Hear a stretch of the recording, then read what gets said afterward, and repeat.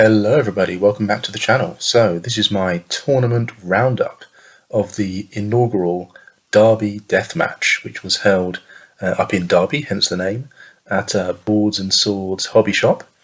It was a hot and sweltering weekend in July, sort of 30 degrees plus on both the days, so typical 2-day 5-game tournament. And I think the heat was probably the most memorable part of the weekend, as anyone will attest to who came. It was pretty hot and sweaty in there. If anyone knows the Boards and Swords hobby shop, you'll remember that there's sort of two tiers to the, two levels to it, where you've got a sort of mezzanine of, I think, 9 tables up on the top level. And the way that the tournament was organised is that was the actual top tables, literally top tables. So, if you're winning your games, you're more likely to be playing on those higher tables. So it was the sun beaming through the windows up there. It got pretty hot, and moving up to the top tables was like turning up the heat, figuratively and literally. And the lower tables were a little bit cooler, and perhaps a little bit more space down below as well, so a bit more relaxed.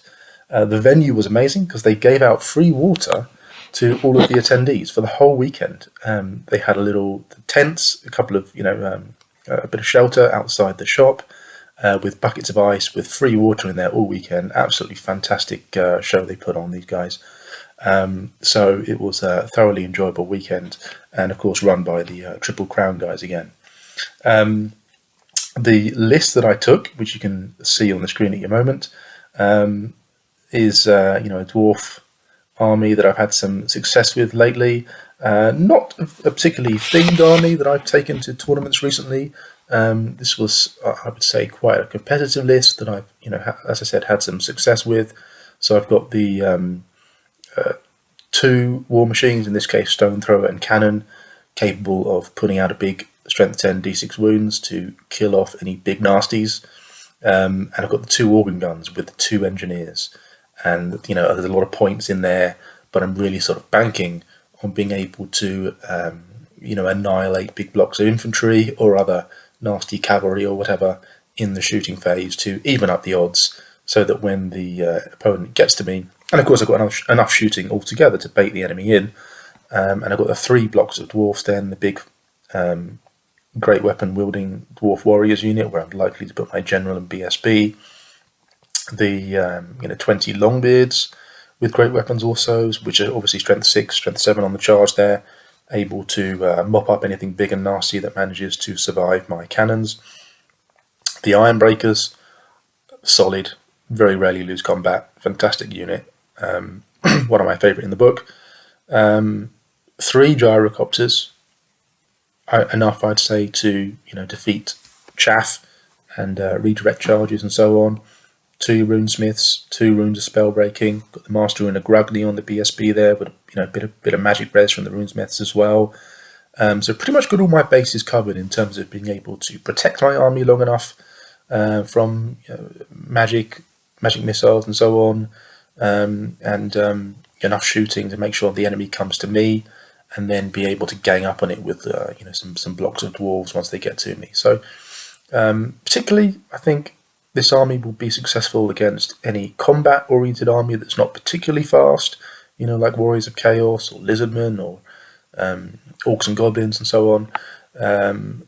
Against Elves, I think it can be pretty handy as well, with those 2 organ guns being quite accurate. Should be able to blast through the, focus on the nastiest units of Elves I might come up with.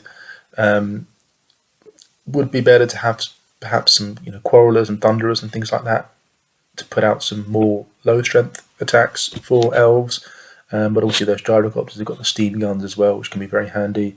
Got to watch out for some big nasty spells, but I've got those 2 runes of spell breaking, so hopefully I should be, I should have all the tools I need to defeat any type of list I'll come up against. The interesting things about the Derby Deathmatch is that it had a few changes from the normal sort of tournament style. So the first one, I think, one of the most significant, is the scenarios. So instead of playing the battle line scenario predominantly, with also the Blood and Glory and Watchtower and things like that, we're playing scenarios 1 to 5 from the main rulebook in a random order. So that includes meeting engagement, dawn attack, and battle for the pass. Now, the interesting things about meeting engagement and dawn attack is that they have an element of random deployment in that you don't have full control over where your units are going to be deployed. In meeting engagement, obviously some units might not turn up on turn 1, and with dawn attack, you might not be able to deploy your units in the center of the board, and so that could be particularly disruptive for an army like Dwarves, which kind of relies on deploying close together. Because I don't have the movement to go after the enemy, I've got to make sure the enemy comes to me, and so with a typical sort of dwarf castle up strategy, I want to deploy my dwarves close together, so that they can't sort of pick us off unit by unit. They've got to come and face all of our shooting and all of our combat all at once. So those two are a bit nasty for dwarves. However, the battle for the pass is particularly favourable for dwarves because there's just a longer distance between the two armies, potentially, because the dwarves can deploy further back and therefore get more turns of shooting before they get to me. The other interesting thing would be the Blood and Glory is being played to the rulebook, in the sense that once one army is broken, the game ends, which could be a bit of a nasty surprise. It's also win-loss-draw instead of a 20-0 scoring system, which means that, well, as it is, right, you either win, lose or draw, and that determines how many points you get, not to do with the size of your win, just whether you win or lose, which will be different. It's my first time playing a tournament of this kind. Good and bad, I'd say.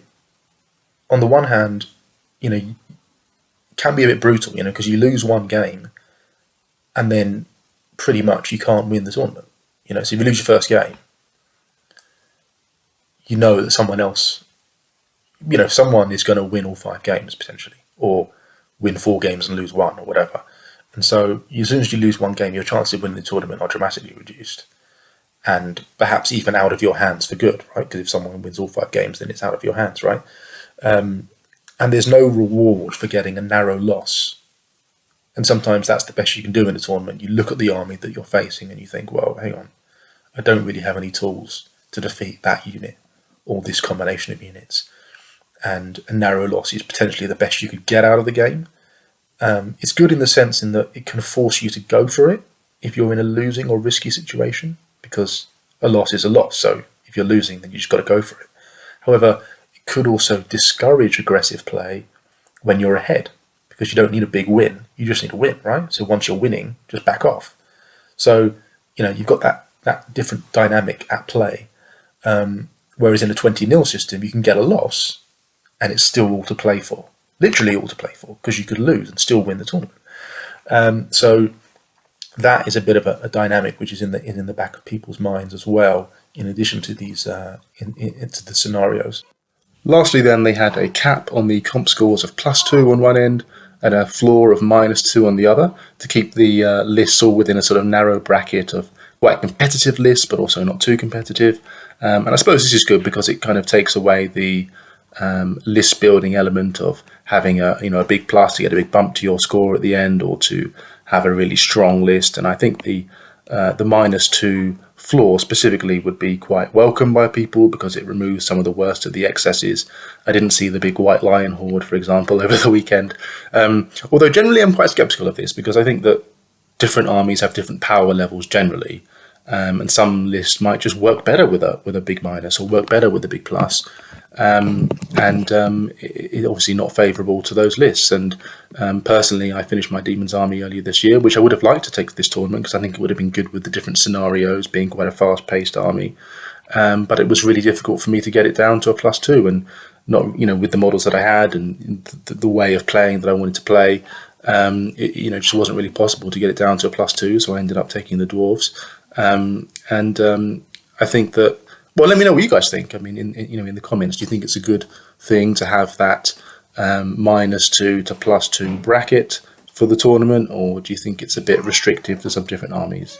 Anyway, the purpose of this video is to go through the 5 games that I played, and to my general experience of the tournament. So I hope you like it. Let's get on with it.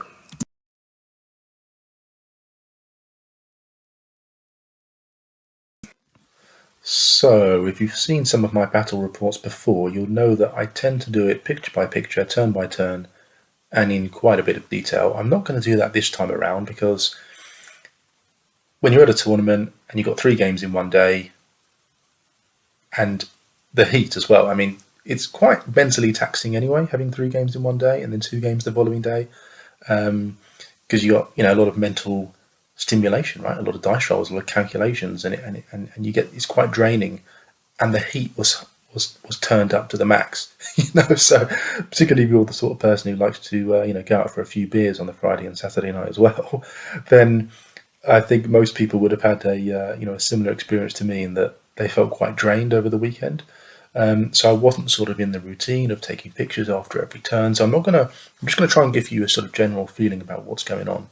So game 1 against Chris's Wood Elves. Now, probably the worst kind of matchup for my Dwarf army in the sense that it's another shooty army, and therefore the sort of castle up and stay back strategy may or may not work. It sort of depends on who wins the shooting war. And if you lose it, then you're going to have to go across the board to get the enemy. And if you win it, then you can wait till they come to you. However, it was a meeting engagement as well, which sort of meant that we had that diagonal deployment zone, and therefore I just went for it. And I deployed my dwarves right on the line and thought, we're going to just go forward and get these wood elves, because at the end of the day, I've got more models than he does. I've got lots of dwarves, and if I can get to the end of the board, I can pretty much kill any of these units I'm going to come up against with my units. So deployed right on the line, ready to go for it with our little legs and get towards that wood that you can see at the top there, where he had his archers and his main bunker unit. I won't go through Chris's list because actually he ended up coming second in the tournament overall. So well done, Chris. And I think the Triple Crown guys will go through his list anyway. So it was a bit of a tough game for the first one, especially with the scenario, because as you can see there, I've only got 2 of my blocks of dwarves in the middle of the board, and my other one, the Longbeards, just at the bottom right-hand corner there, they had to stay back because my general was delayed from the meeting engagement scenario, and therefore he was coming on at that bottom board edge somewhere. So I had to keep that Longbeard unit near that board edge so that they could sort of collect the general and then move further up. On hindsight, it might have even been better just to kind of sacrifice him and just let him wander around the back of the board by himself and just put my Longbeards in the middle of the board with the rest of my units, because he's got this big dragon as well. It's a Wood Elf list, kind of a Wood Elf list plus a big dragon. And I'll come back to that later because he's obviously not in the Wood Elf book that he's got that dragon from. And perhaps my Longbeards would have been better off with the rest of my dwarves, because then if that dragon comes to fight any of my units, they've got to fight all of my units. They can't just pick off one unit. Anyway, that's the sort of deployment. As you can see there, I've got 1 gyrocopter, which is vanguarded up in the top there. Got my 2 organ guns almost on the line as well, ready to, trying to get them within the 30-inch range to that wood. The cannon and stone thrower are much further, deeper into my big deployment zone. Now, this game overall was really enjoyable because it was a very different way of playing with my dwarf army than how I normally play and how I plan to play over the rest of the 5 games. And so my opening game was literally marching my dwarves up the board at full pace to try and get the enemy who was staying back in their deployment zone, which is something you very rarely do with dwarves. And it was kind of refreshing. It was kind of fun to play. It wasn't fun having this dragon get into my Longbeards early on, who managed to put up a decent fight and held off this dragon for a few turns before being slaughtered to a man. I was able to kill the dragon after it had gone through my Longbeards unit by with a cannon shot. I think I got it with the I got a few wounds off it from the Longbeards during that combat, and then the cannon finished it off after it killed the Longbeards unit and my general, of course. Lost my organ guns both on turn 1. I was quite unlucky. He had a lot of poison arrows from his Glade Guard, and both my organ guns were entrenched from the engineer, so he needed 6s to hit anyway. But of course, those 6s automatically wounded, so he just needed 3 6s basically for each organ gun, and he managed to kill them both in turn 1. They did manage to do a bit of damage before they died on Dwarf turn 1. But that was, a big swing really, because there's a lot of points in those organ guns. The Dwarves pushed forward, and it was quite successful in the end. As you can see, I got a block of those Wild Riders in the flank of my Iron Breakers, which tied them up for a couple of turns. They managed to turn and face and beat off those Wild Riders. And my big block of Dwarves did make it to the edge of the board in the final turn. Killed a few of these units of Glade Guard. Some of them fled, didn't flee off the board, and sort of were just fleeing at the board edge at the end of the game. However, the real kicker was his main bunker unit, where he had his level 4 Shadow Mage in, teleported. yeah, that's right, teleported to another wood from a Wood Elf magic item, which I forget the name of now. So I wasn't able to get my hands on his main bunker unit. And it was very, very close in the end. And the Wood Elves won by just over 100 victory points, which was... I really think I deserved a draw on this because, given the scenario and the difficulty in trying to catch these Wood Elves at the back of the board, and some of these units of Glade Guard fleeing, but just not quite fleeing off the board, and not being able to grab that last unit where his mage and general were. It was pretty frustrating to add up the victory points at the end and find out that I'd very narrowly lost. But it was a very enjoyable game, and this game was actually televised or live streamed. That's the word I'm looking for, on the Triple Crown Facebook page. You can also see the rerun of it there, which I haven't watched myself yet, but I might do when I get some time. And so that was my game 1, a very different game and a very enjoyable one that was on camera and ended in a narrow loss. So started the weekend with a loss.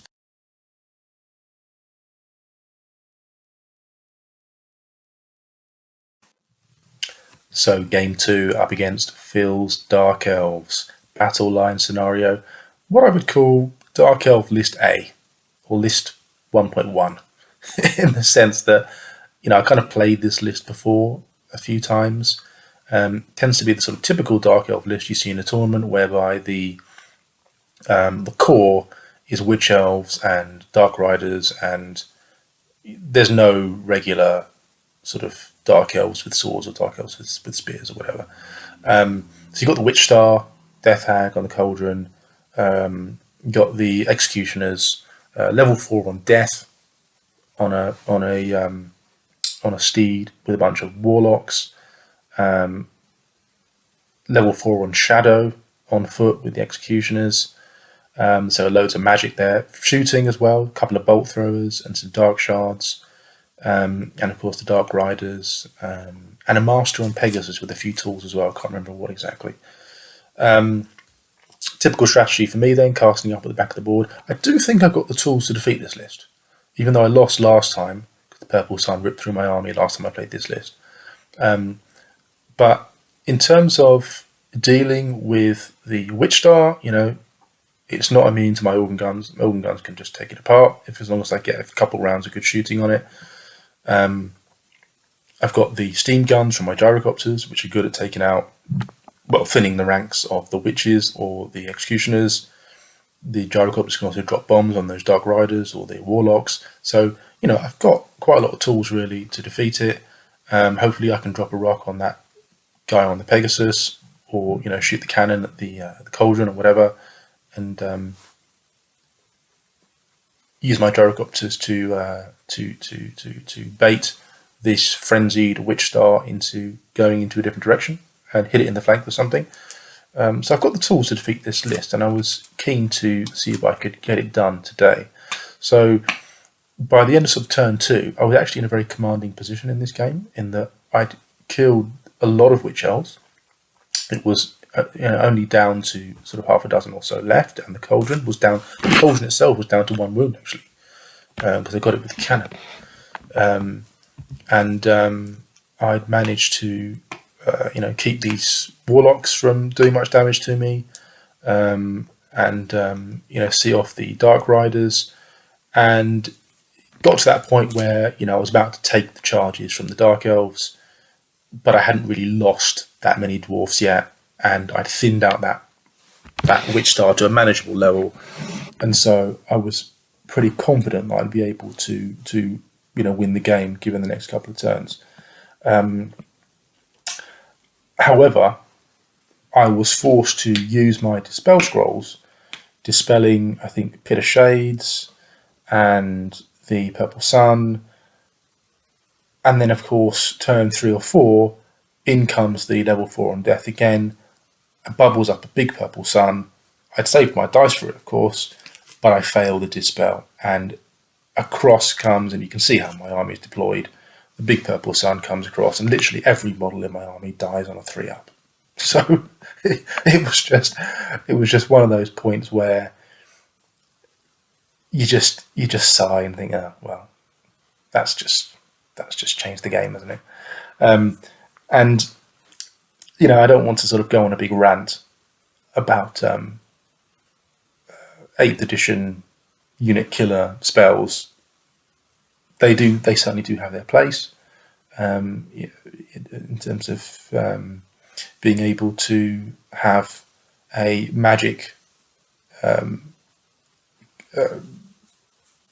sort of way of destroying big units. In my personal opinion, I do think Purple Sun and perhaps one or two of the other big killer spells are a little bit overpowered and do spoil the game in a way, particularly against certain armies, obviously Dwarves being one of them, where not only do you have low initiative, but you tend to deploy your army all in one place, and they've got small base sizes, and therefore a big template is just going to get your whole army. And it kind of spoils the game. I did actually do quite well. I lost most of my army. And I was down to just basically like the front rank on each of those units. And I lost all my war machines. I did actually get quite a few points after that. I managed to defeat the Witch Star by doing exactly as I planned to do. Just baited it off to one side with the overrun, hit it in the flank with like 4 dwarves, and saw it off and ran it down. I was able to kill that master on the Pegasus by running him down as well with a few dwarves. But then, of course, the executioners came in, the warlocks came in. I just didn't have enough dwarves left to defeat them, and therefore it went down as another loss. So 2 losses to start off the weekend.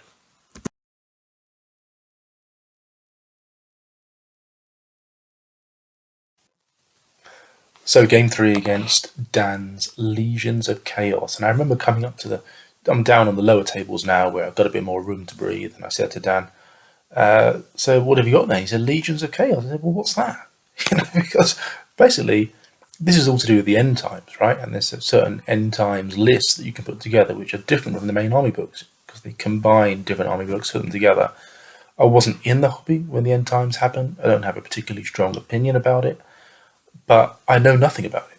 And I'm basically just trusting that the tournament organisers have comped it in such a way so that it's not going to produce a combination of units or new units that I know nothing about that is going to spoil the game and be particularly powerful, that it will just not be winnable for someone who's taken an ordinary list from an ordinary army book. So Dan went on to explain his army, and basically it wasn't too bad. It was just a mixture of Warriors of Chaos and Demons of Chaos with an addition of one new unit, which is a different type of Bloodthirster. And I've heard of these before because I've got a Bloodthirster myself, and it came in a kit which had the option of building this Bloodthirster. I don't know what it does, but Dan was telling me that it's got Killing Blow amongst a few other things. So it's obviously, you can see by the model that it's got a big 2-handed axe, which looks really cool. Dan had a very strange list. So he's got an Ogre Shaggoth, he's got a Chimera, he's got a bunch of Chaos Trolls, this new Bloodthirster. He's got a Chaos Giant painted with Nurgle theme, big block of Plague Bearers with a Herald, level 1 Herald of Nurgle, and then a block of Pink Horrors with a level 2 on the Law of Zinch. So a bit of a strange list, lots of monsters there, and then the 2 blocks of demons. We're also playing the Dawn Attack scenario, which of course has some random deployment, and I was quite fortunate in this one in that I got some of my units that had to deploy on the right flank, and I think it was just 1 gyrocopter and an organ gun which had to go on the left flank. I was able to get my engineer, who had to deploy in the middle, on the left side of the middle, and the organ gun on the right side of the left flank, so that my organ gun and engineer were next to each other, even though they had to deploy on different parts of the board, if that makes sense. So they were either side of the line where they could deploy, so the engineer was still next to the organ gun, as you can see on the left side of the picture here. And everything else I was able to deploy in such a way so that it didn't really affect my deployment too much. And that was my biggest worry gone then, really, at the start of the game, because I was able to do my typical castle strategy, apart from that 1 organ gun on the left flank there. But it's not too bad having 1 war machine over on one side of the board, because it makes your enemy think, then, am I going to send units over to kill that 1 war machine, or am I going to just ignore it and come to get all my dwarfs? Because there's not that many points in just going after 1 war machine or 1 engineer. So let's see what the other army does here. And Dan was a bit less fortunate in his deployment, in that he's got some monsters out on that right flank, my left, which are away from my dwarves, and he's got his 2 blocks of demons on his left flank. He did have some choice to it though, so he was forced into some of it, and then he chose the rest of it and just thought he'd just run with what he had. And then of course he's got his Bloodthirster and Giant deployed in the middle there. And I felt quite fortunate in this game, in the sense that I've got the tools to defeat a list with lots of monsters, because I've got a cannon that re-rolls the misfire dice, and I've got a stone thrower that re-rolls the scatter dice and the misfire dice. So it's like I've got a good chance at killing, the Bloodthirster and the Chimera before they get to me. I might just be unlucky, and they'll both get to me, and they'll rip apart my units pretty swiftly. But the odds are, with the runes on the war machines, the odds are is that I can kill 1 or 2 of those big beasts before they get to me. Maybe even two of them, because there's 4 big monsters there. I think I can probably kill the Bloodthirster before it gets to me. The Bloodthirster is obviously the biggest threat there. That's where the points are. The Chimera is really deadly as well, but it is over on that flank. 2 of my war machines are flaming as well, the cannon and the organ gun, the lone organ gun. So that will help me strip the regen. There's also a bunch of trolls, and I felt sorry for Dan when he put those trolls down there, because they're basically in front of a flaming organ gun, and he doesn't know that's the flaming one yet as well. So I felt particularly bad for him there. But I was a bit apprehensive though about those demons, because he's able, I would probably concentrate my shooting on those monsters, and he could play it right in the sense that he could get a unit of demons with one of the monsters into my dwarves, break through my lines. So it all depends on how my shooting goes. And as expected, it did go my way, and I was able to take out that Bloodthirster on turn 2. And it was just by the skin of his teeth as well that he was hanging on, because my cannon, I think he managed to survive the first round of shooting in turn 1. He was within charge range, within line of sight of my lions, and then that cannon gets a nice lucky shot, and I roll a 6 on the d6 wounds. Boom! Out goes the Bloodthirster, significantly reducing Dan's chances of winning this game. Managed to take out the Chimera as well before it gets to me. The Shaggoth as well died before it gets to me. I mean, it was just fantastic rounds of shooting from the Dwarves. The Giant managed to reach my lines, but it came around that building, the tower that you can see in the middle of the board, and into my Ironbreakers, and probably the worst unit to go into, because that's the unit that's got the Stubborn Rune, the Rune of Stoicism. So killing a bunch of Ironbreakers, okay, but then you're getting a big unit of Longbeards in the flank, managed to take out that Giant. The Trolls trying to make their way across the board without the Bloodthirster's leadership end up failing stupidity and can't make it into that organ gun before it takes them all out. The Plague Bearers, quite a big unit of Plague Bearers. Not quite sure how that would go on a even matchup against my horde of Dwarf Warriors, because of course the Plague Bearers do have the ward save. They're not hoarded up. I think it's about 8 models wide rather than 10. But of course they're tough. They've got the ward save, and yeah, it would be quite an interesting matchup against my Dwarf Warriors there. However, I was able to thin the unit down with the organ gun in one round of shooting before they got into combat, which helped a lot. And I think it took a couple of rounds fighting my horde before I was able to, a couple of turns rather, before I was able to see off that Plague Bearer unit. And it ended up a very comfortable victory for the Dwarves.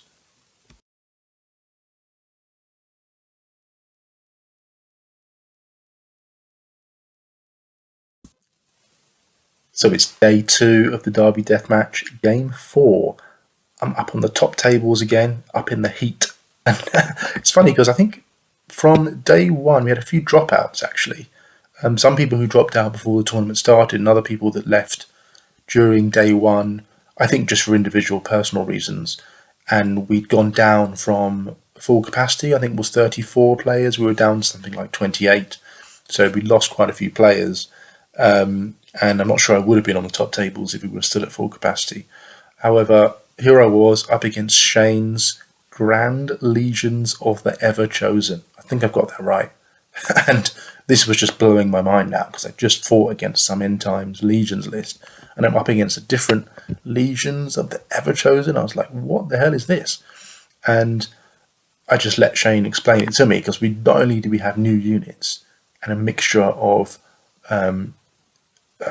different chaos, but he also had Skaven in there as well. So we had I think we had Warriors of Chaos, Skaven, and Beastmen all together, and I was just like, okay, whatever, let's just see how this goes.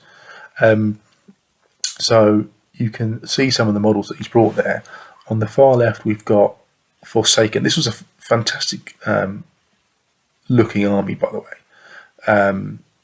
It's lots of conversions, lots of detail. I know from the pictures here it looks it's all sort of a grey colour, but you look at it up close, it looks really good. The basing's really cool as well. He's got like a beach theme where they're on rocks and you can see the water on the bases. Anyway, we've got Forsaken on the left there. We've got these Nurgle dudes at the back, which are kind of like ogres in the sense that they're on a 40mm base and they've got 3 wounds each. However, I think that he said that they were actually infantry, not monstrous infantry, if I remember correctly. We've got the Slanesh, what they call Fast Cav, Seeker, with an Exalted Hero.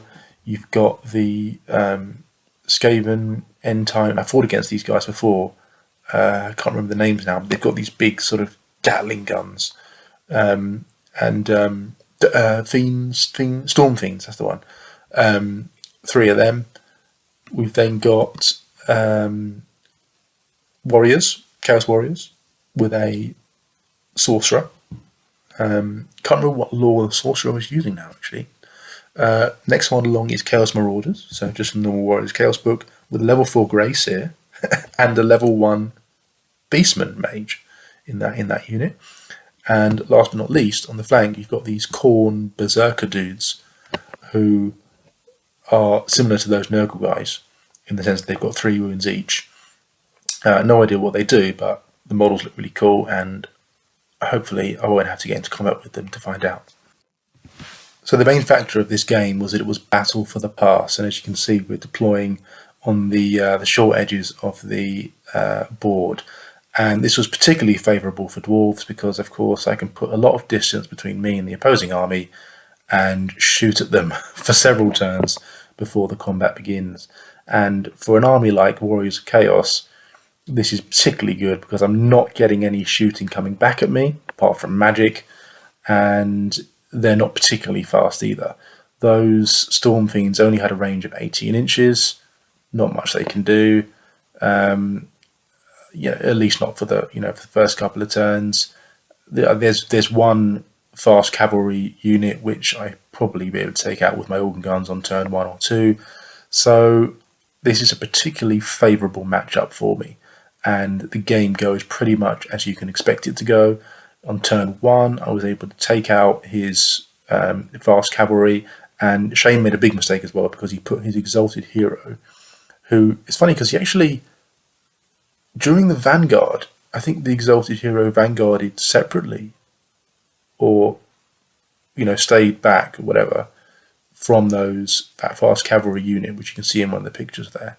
But then after his turn 1, he actually put the exalted hero back in that unit, which was good for me actually because it just meant that I could take some of them out with the gyrocopter, and then I just unleash the organ gun onto the unit, and I was able to take out the exalted hero along with the cavalry. Just thinned out his units with the organ guns and the stone thrower and stuff, and eventually when they did get into combat, he just didn't have enough power really to defeat the dwarves, and so he came out with a big win. There were some memorable moments in there when I got the horde into the Forsaken and overran into the those sort of Nurgle ogre things and managed to see them off. I think I killed 2 out of 3 of those Storm Fiends and finished them off when they got into combat. I think I managed to kill all of those Marauders, so that Greyseer and Beastman Mage were left sort of by themselves, who then sort of tried to charge into my organ gun and kill it in hand-to-hand combat, failed their charges, and I ended up taking them out with the shooting. And I think I ended up firing a cannon at the Greyseer, and at a lone Greyseer, which was quite fun. Shane was really cool, and he took it really well actually, because it was a very hard game for him, and just tough to be up against dwarves. A battle for the pass when you've got a slow sort of combat-oriented army, but that's the way the dice go, and it was another win for me. So managed to sort of pick things up in my tournament so far, going into the last game, game 5 on day 2, with 2 losses and 2 wins, and the last game I was up against Adam's Dark Elves.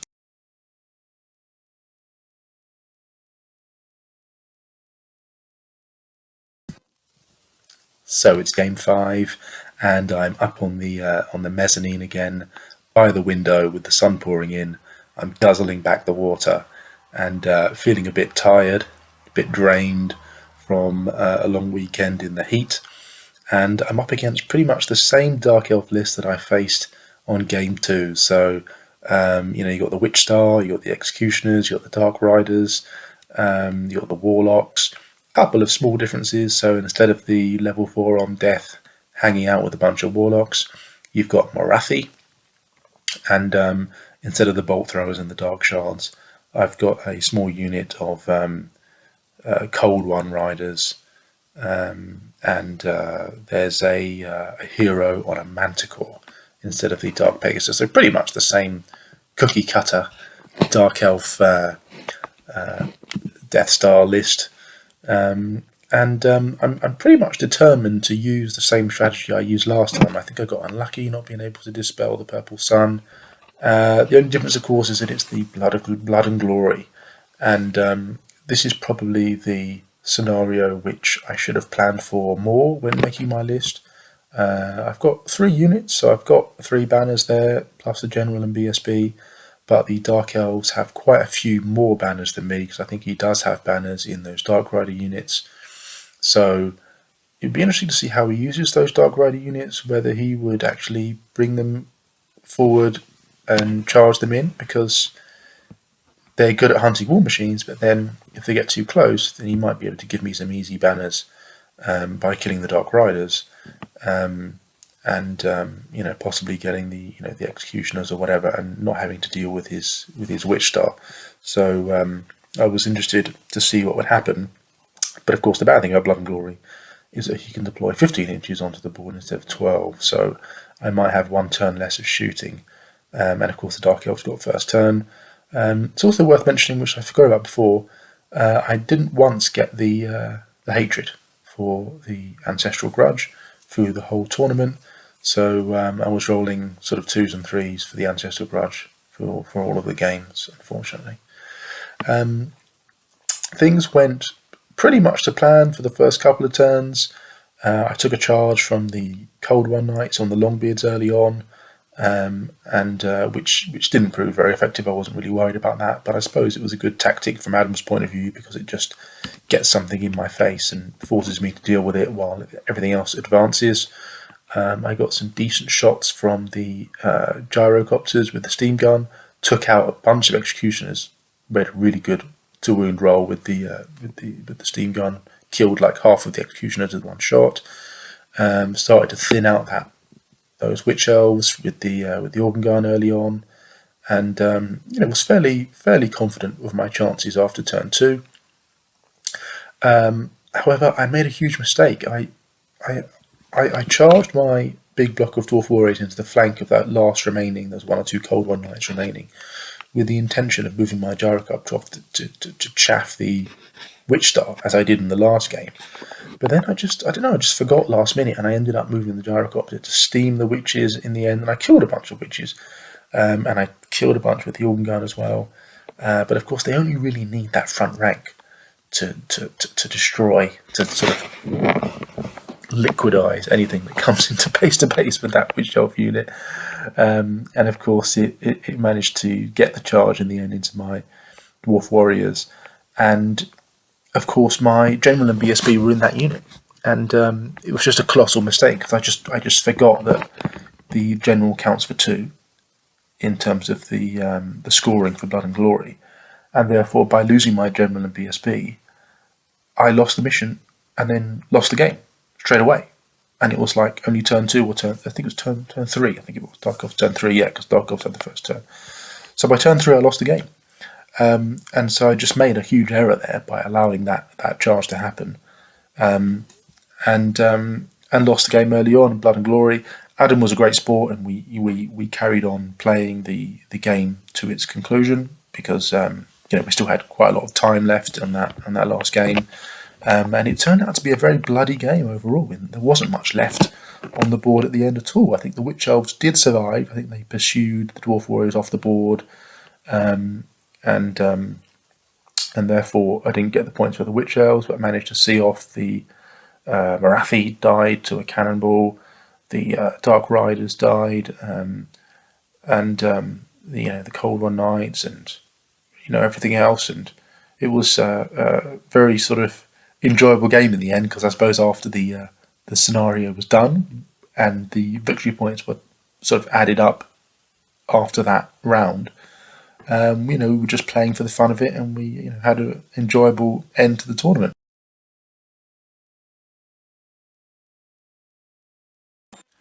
So all in all, a very enjoyable tournament, as usual, I should say, because I've been to a few of these weekenders now, and I always enjoy them. It's also good to catch up with people that I only see sort of once or twice a year at these events, and go out for a meal and a beer with people on Saturday night is always fun as well.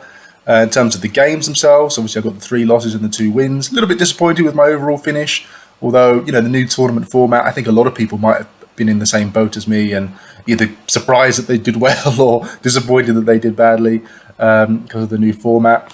Things I would change, I'm not sure I would change the list too much, or my tactics that much. I'm actually quite pleased with the way things went overall. The games that I won were quite convincing, and the games that I lost, I had a very narrow loss to the Wood Elves, which I was a bit disappointed that, obviously because of the format, I don't get much benefit for doing a narrow loss as opposed to a big loss. And then I had one event of the Purple Sun, which changed that one game against the Dark Elves, and another sort of silly mistake I made losing the Blood and Glory scenario so quickly. And I also forgot to mention he actually got the Occam's Mind Razor off on the Witch Elves at that point as well, so it wasn't just re-rolling hits, poison, re-rolling wounds. It was actually strength 9 or something ridiculous as well. So, losing my general and BSB in the one turn. So I'm not sure I would change too much. I think just at a different tournament, perhaps with different opponents and a little bit of luck as well, I could do pretty well with this format. I think the Blood and Glory is obviously something that I neglected and perhaps need to think about more. Perhaps that would change my list a bit, but I'm not too sure. I mean, I still prefer the big blocks of dwarfs as opposed to trying to get more units and banners in there. So, perhaps I'll think about that for next time, but I'm not sure it will make too much difference. The gyrocopters were excellent as well. I think 3 gyrocopters is about the sweet spot in terms of having enough to clear chaff and enough to block charges, but not having too much points pumped into it. So I've still got enough dwarves and war machines and so on. So really pleased with the way things went. It's funny because the tournament itself kind of mirrors the last tournament I did in Derby, where I had 3 games against Elves, which I lost, and 2 games against Chaos, which I won. And funnily enough, in both tournaments, I fought Chris's Wood Elves on game 1. So yeah, altogether really enjoyable. Hope you've liked this video. Kind of a podcast format for this, I say, because I'm not sort of going turn to turn for each game. So I hope you like the format. Leave a comment below. Let me know if you agree with my sort of opinions about the Derby Deathmatch. And of course, if you like the video. Thanks for listening. Speak to you all soon. Goodbye.